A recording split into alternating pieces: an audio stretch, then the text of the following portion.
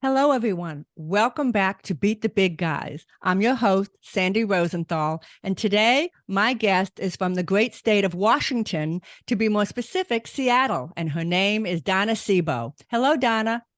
Hello there. I'm so delighted to be with you today. Thank you. Oh, you're so welcome. You're so welcome. We have so much fun things to talk about. We actually have shows that bear a similarity, Yes. and and I look very, very much forward to sharing those similarities. And then who knows, maybe you could have me on your show one day. That you never know. You never know. You never know. So let me go ahead and share a little bit more about you with our listeners who may not be familiar with you, and then we'll get started. Okay. Wonderful. Okay. Donna Seebo is an international mental practitioner, counselor, speaker, teacher, award winning author, minister, and radio TV personality, talk show host. That's a mouthful. A very impressive mouthful, I should say. Donna is the producer of The Donna Seebo Show and also the Warriors for Peace Show, which is a daily live program, weekdays 8 to 9 Pacific time. Celebrating the 22nd anniversary of The Donna Seebo Show and the 9th anniversary of Warriors for Peace. The show, The Warriors for Peace show focuses on interviews with veterans and those individuals who are dedicated to making this world a more balanced, sustaining environment that supports the ultimate objective of peace. That sounds like an amazing show, and I look forward to learning more about your show today. Well, I'm looking forward to sharing it with you. As a fellow broadcaster, it's always nice to be able to have this kind of an open communication because I think it's so important, the media aspect, because we get downloads of information 24/7 that so often by the time you finish listening to it, you think the world's going to explode in the next 3 seconds and everything is bad. And that's not the way the world is. No. Because it isn't bad, but it feels that way So I'm, sometimes. Feels that way oh, it does. And sometimes. it doesn't mean that we don't, yeah, yes, it does. And it doesn't mean that we don't have difficult times and that we don't have challenges. But in doing the work in media, as I've done for so many years, I really feel it's so important for us to look at what we can do and our potentialities. Yes, we can always look at the downside. We always can look at the downside. But if you don't look at the challenge and the opportunities that are in front of you to make something better, my goodness, life really gets to be a drag. So I want to say, no, let's go the other way.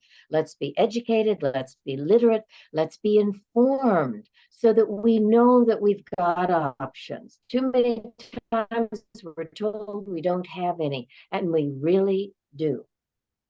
The Donna, the last 10 seconds, the internet went out. I don't know if it was mine or yours, Oh, but could my. you repeat those last couple of sentences again? And the producer will figure out where to piece it together. Okay, well, let me just say this. There is so much in the way of downloads that we get daily that are so intimidating and they take away from people if they just accept what they hear and they don't think, Mm. then they don't realize they've got options to work with. They have options, they have choices. And that's what I think my programming and your programming and many other people that are doing podcasts were saying, look, you're going to have challenges in life. You're going to have those times where things are not going to be wonderful. They're going to be downright ugly sometimes, but no, you can do something about it. And it is through literacy, it is through education, it is through communication that we're able to impart this information. And that's my passion with my programming. That's why I've dedicated so many years. When I think about 22 years of doing my program, not many people can say that. And it didn't even really dawn on me until this year, my 22nd year, that I realized wow, you've done something special. I've interviewed well over 10,000 people, and they're from all around the world. Wow. We're human beings. It's something, if nothing else, in doing the programming, what it's taught me is that we're all human beings. We might have different perspectives on life. We might be a different color. We're all different sizes. We have all kinds of unique backgrounds, and we are all in this experience of life. And the more we can share with each other and learn from each other, the better this world is going to be. We don't need to be chopping each other's heads off. Thank you very much. It's not the way to go about things. Agreed. So, Donna, talk to us a little bit. I wish we had hours. Unfortunately, we have minutes.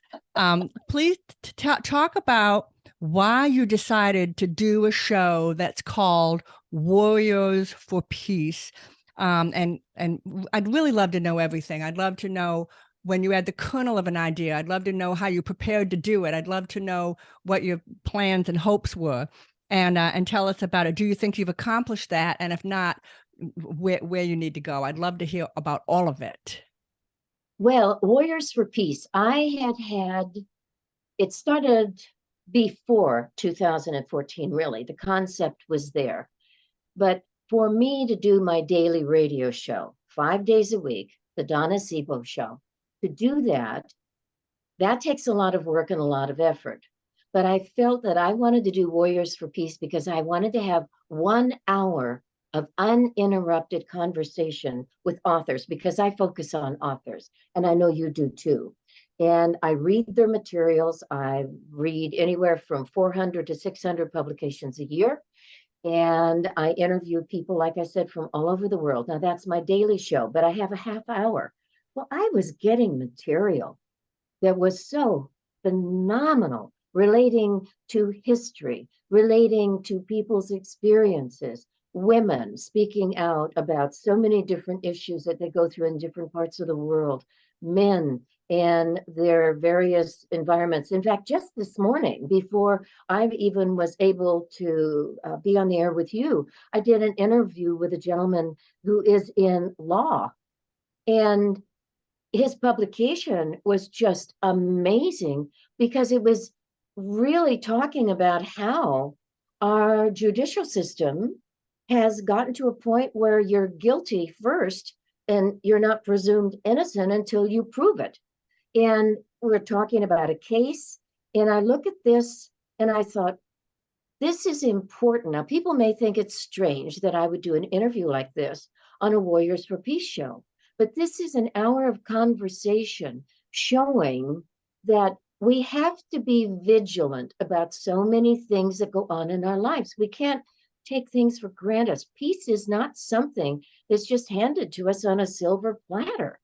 And it's always an ongoing job. Look at the media stuff that comes out every day about corruption and different things. Well, I am not a basher. I am an informer. I am someone that wants people to know about these things so that they understand that there's been an evolution in an environment that we would all assume we go into a court of law that we would have certain rights, but we're finding out we don't. So this just happened this morning, but I've interviewed people again from all walks of life. And what I value about these authors is that I can have on my Warriors for Peace show conversations of a different intensity and a different level that I'm featuring on my daily show. And we can go more into depth. And not everything that I receive is going to be appropriate for the Warriors for Peace show, in my personal observation and evaluation, because I read the materials that people send me. So the Warriors for Peace to me gave me an extra voice. It gave me a position of being able to communicate on a deeper level and dimension. Not that I don't value what I do on my daily show. I do. I have wonderful, wonderful people on my show from all walks of life. And when I feel that I do it, and I'm doing 6 shows a week, I've had people say, Donna, what are you doing so much of this for? You're not making a bunch of money on it. Why do you have such a commitment? Well, I feel that we have lost touch with literacy. It concerns me that so many adults are so disassociated from what is out there. To me, a library is like a temple. I love the library. You can go in, you have freedom to choose whatever you want in the library. And yet we have people that are wanting to censure libraries. They're wanting to say, you can't have this, you can't have that. This is one of the things in our country that's a right and privilege to choose and not have other people dictate to us what we can read. And I've done interviews with librarians that are facing challenges, and it's a sad thing, but the love of learning goes along with my programming. And that's something that I talk about every day with just about anybody, because I think it is priceless. I think books are treasures. And I know a lot of people are interested in the Kindle, which I think is great. I don't see anything wrong with it. I choose not to do it because I want the real book in my hands. And what has been so delightful, so many people thought that the book industry was just going to go totally in the toilet.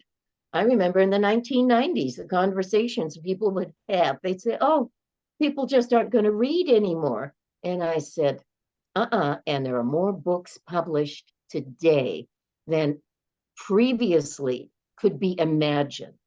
And people are speaking up and speaking out, and it's through the written word. And I love this. I really love this. So I've got books. I see books behind you. And if anybody were to ever see my office, it would be, well, it's a disaster because I have books floor to ceiling, and I treasure them.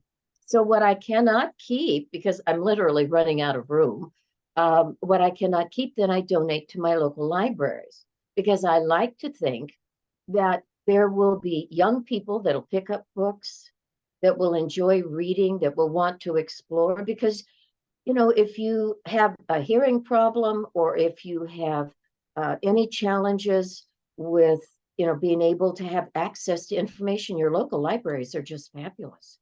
I mean, you go in and they've got all kinds of wonderful things with computers, et cetera, that you can use. So to me, literacy is important.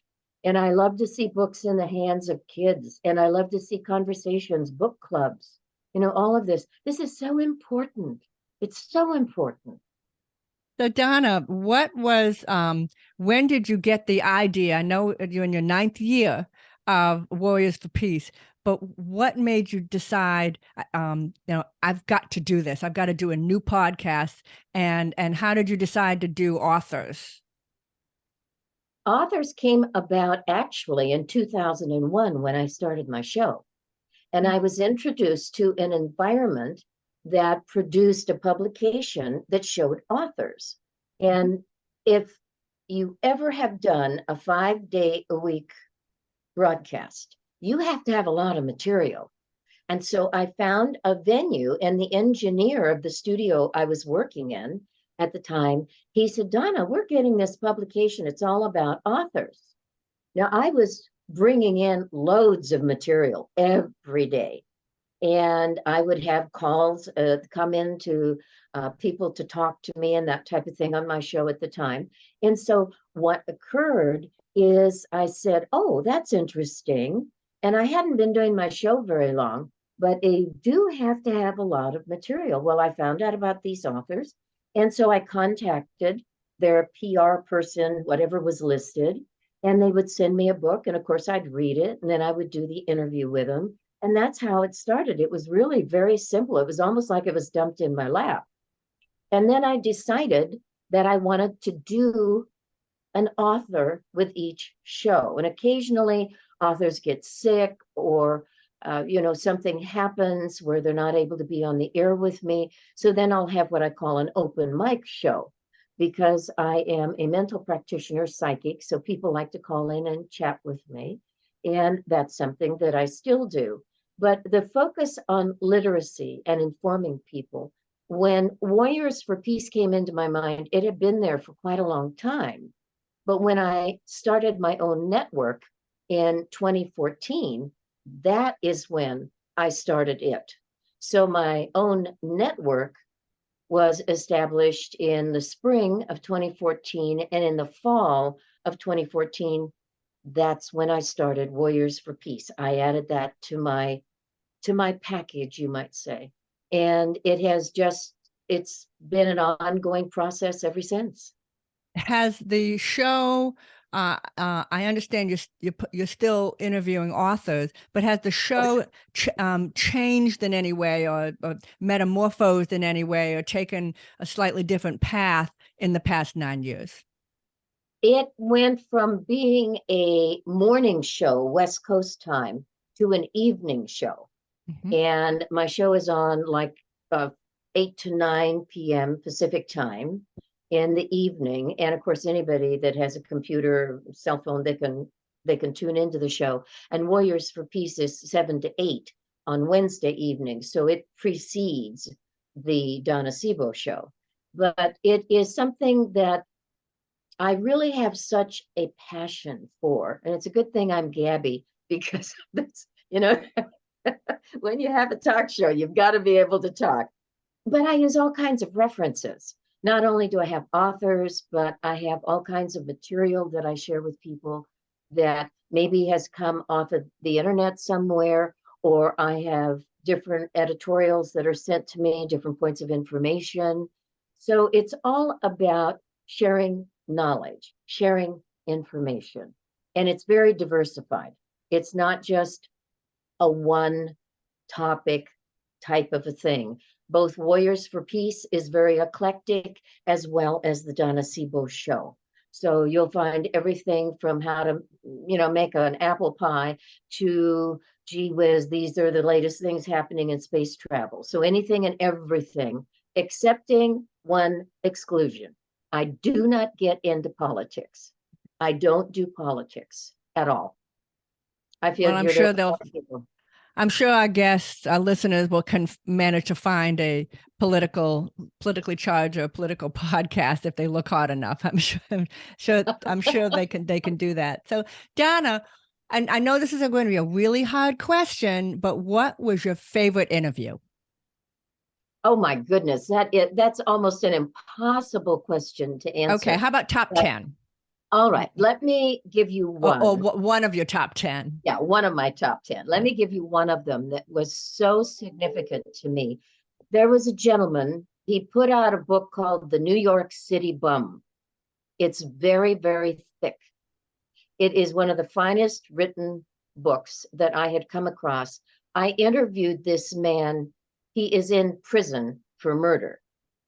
And the story that he shared, we had to get permission from the warden at the prison, and we had to do 15-minute segments with him because he couldn't be on the phone for longer than 15 minutes. So yeah, that it was just amazing. And between his PR representative and my talking with the warden, I was able to have a conversation with this man.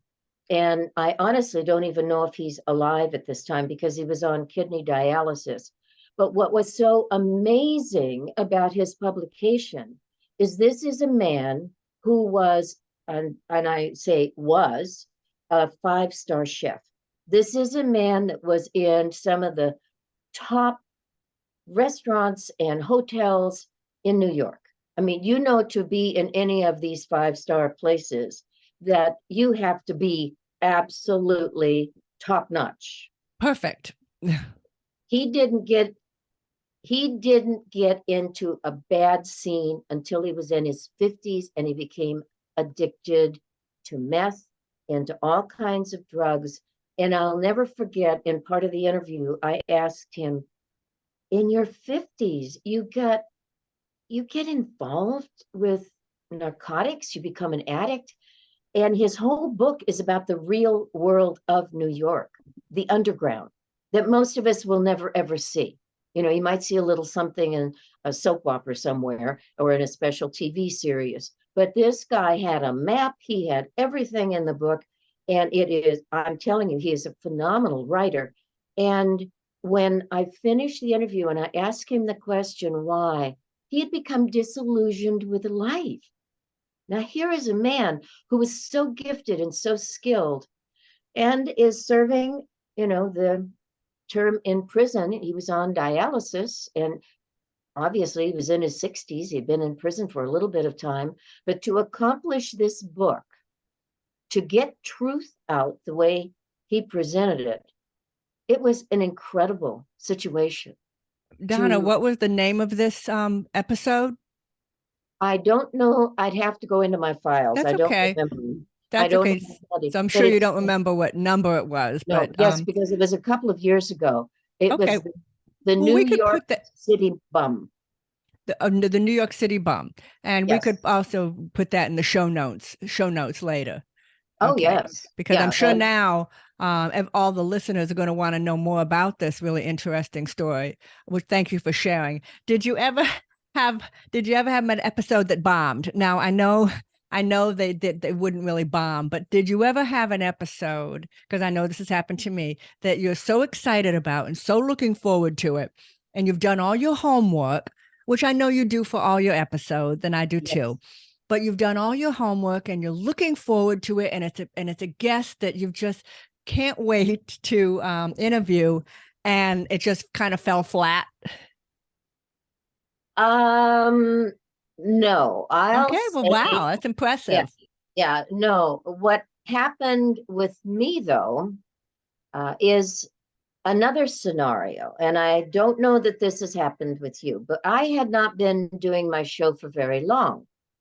And I had a woman who was publicly very, very visible. She was in physical fitness.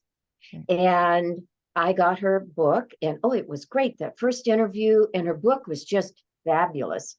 Well, I'll tell my authors, if I'm really pleased with what they do and you come out with your next book, let me know. Well, that's what she did.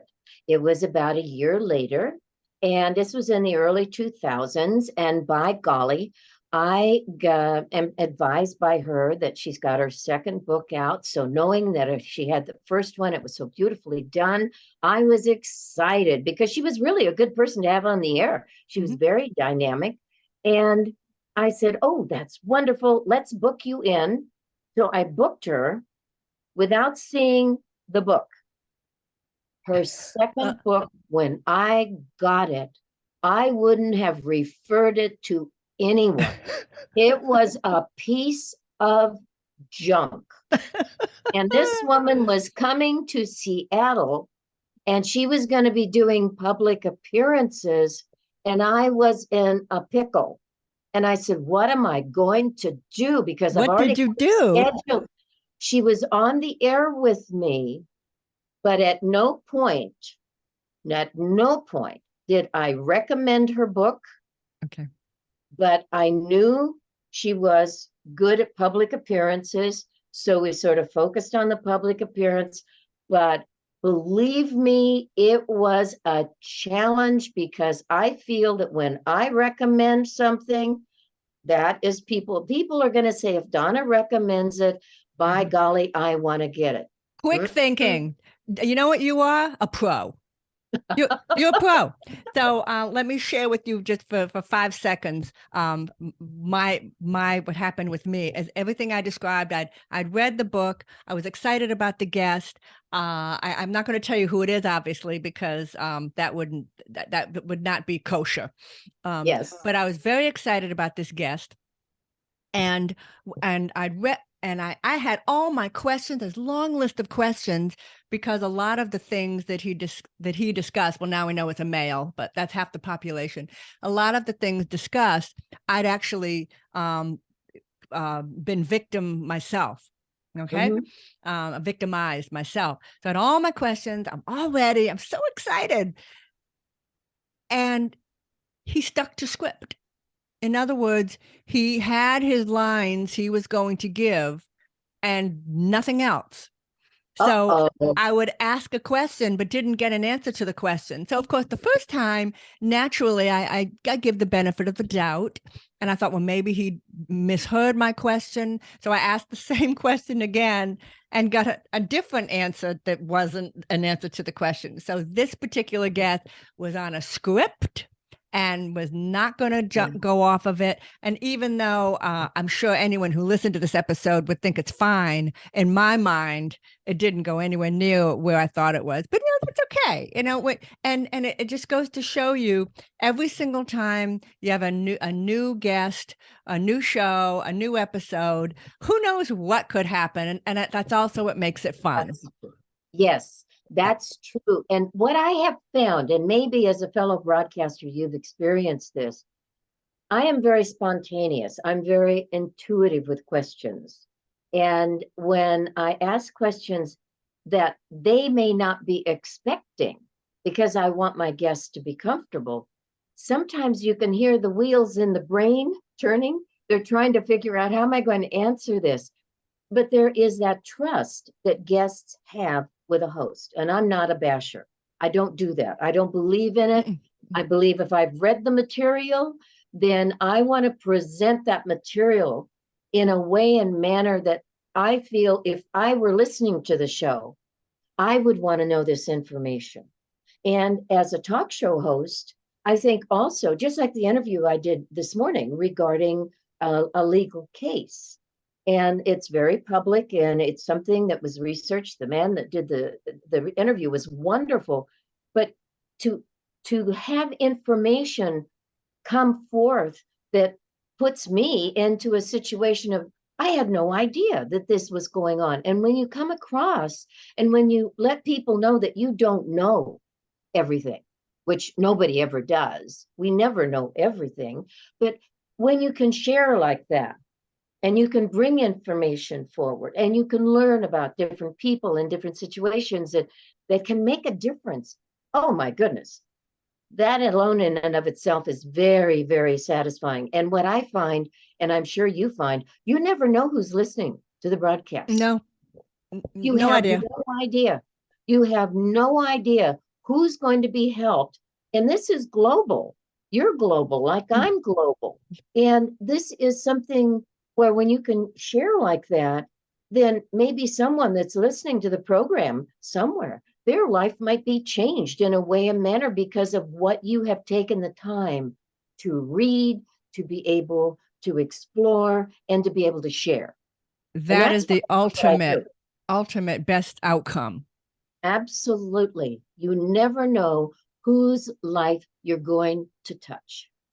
Donna, when it's been 9 years. I mean, my show is only coming up on 2 years, but 9 years.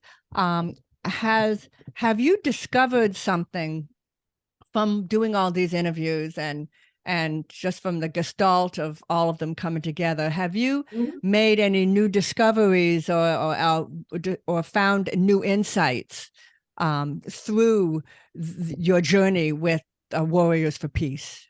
Oh my goodness, yes. If there's just so much that I have become aware of, that if I were like most people, which I'm not because of what I do, but if I were like most people, I'd say, I didn't know that. I didn't know this about this culture or that culture, or what people are going through in different countries, or what's going on here in the United States. Even when it comes to our own history, there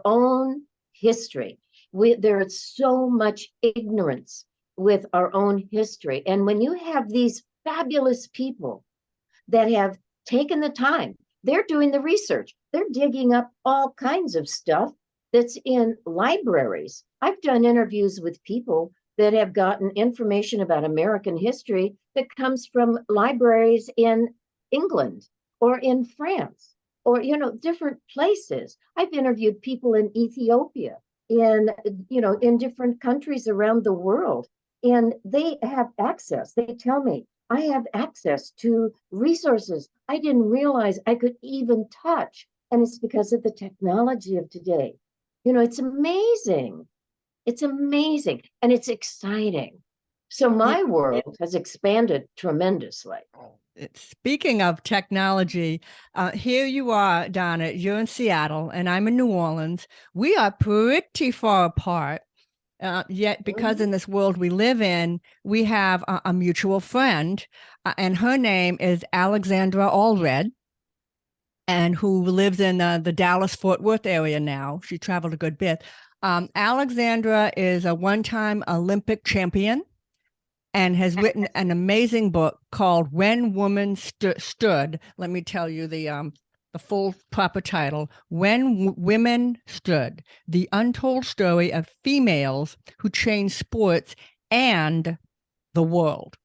And the takeaway with this book that I've read cover to cover is that through history, it was often the women in sports who paved the way to make the world a better place for women and put them on a more even level with men. It was often women in sports.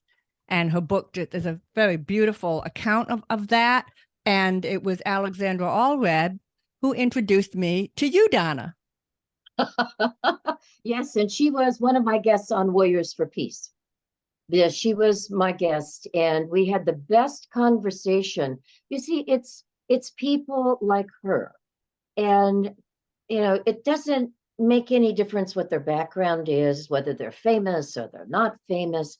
What is important is the content of the material. And one of the gifts that has come through my doing my broadcasting for so many years and for interviewing well over 10,000 people, what you find is you can have a conversation with just about anybody. It could be a person on the street. It could be, a king or queen of whatever. It doesn't make any difference because we're all in this human experience. And when you read, when you open yourself up to all kinds of different subject matter, whether it is with the environment, so many people are so concerned about the environment. I've had environmentalists on my Warriors for Peace show, and the books that they have produced are just fabulous. And you have so many people that are dedicated. That's where they're putting their energy. They're writing these books, and sometimes it's taken them 20 years to get all of the information together. It's amazing. I have a recommendation for you, Donna. There's a brand new book just came out by a climate change specialist. He's probably the expert. And the name of his book is Octopus in the Parking Garage, A Call for Climate Resilience. And we all remember the octopus in the parking garage in Miami, but he'd be a great person to have on your show. But one more quick thing about Alex is I invited Alex Allred to come on my show because I happened to see her on Facebook. She liked to do goat yoga. That is, as in little goats. And for a while, that was a rage of doing yoga with goats. It was to help people relax. And the goats would like jump up on you when you're doing certain positions. And I thought anyone that does goat yoga is a friend of mine. And I invited Alex to come on my show. Since then, she invited me to review her book. So my testimonial blurb for her is on the cover of her book. And then she recommended that you come on my show, and here we are. But these beautiful connections are just one of the really wonderful things. And if you out there who are thinking of doing a podcast, I'm going to give a plug for doing that right now. Oh, the people you will meet. Yes. You'll meet so many wonderful people who become friends, and acquaintances become friends, and brand new people become friends. And that's one of the great things that certainly I love about doing my podcast, Beat the Big Guys. Donna, we're about run out of time. Is there anything you'd like to share with our guests before we go? Yes, one thing I'd like to share is my website, and also that they can at any time just Google the name Donna Seebo, and there will be information that pops up regarding the shows. So they can go in, and there's review information on that. There's also information about my children's books, award-winning children's books, and other publications that I've produced. And it's just a delight to be able to share airtime with you. Sandy. Thank you so very, very much. I really, really appreciate it. And I think that those of us that are the broadcasters that are out there giving voice to others, we serve a very, very good purpose. And it's a delight to become acquainted with your audience. And I wish you nothing but the best of success. Donna, thank you so much. I knew it would be wonderful having you on. This one did not fall flat. This is going in my top 10. And thank you again so much. And thank you, the listeners, for joining us today. You can see the video version of this podcast if you go to my playlist on YouTube, Beat the Big Guys. Be sure to like, subscribe, and rate this podcast on all of your favorite platforms. And remember, no matter who you are, you too can beat the big guys. Okay, stay with me. I am going to stop recording.